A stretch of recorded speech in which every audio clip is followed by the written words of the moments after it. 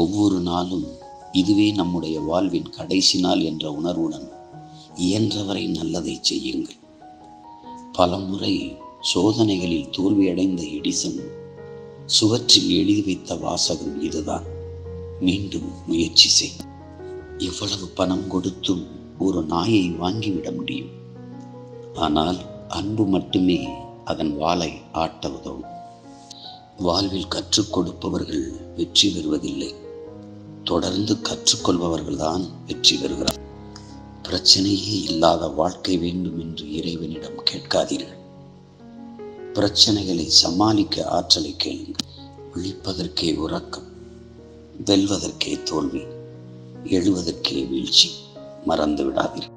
மூச்சு விடுபவனெல்லாம் மனிதன் அல்ல, முயற்சி செய்பவனே மனிதன்.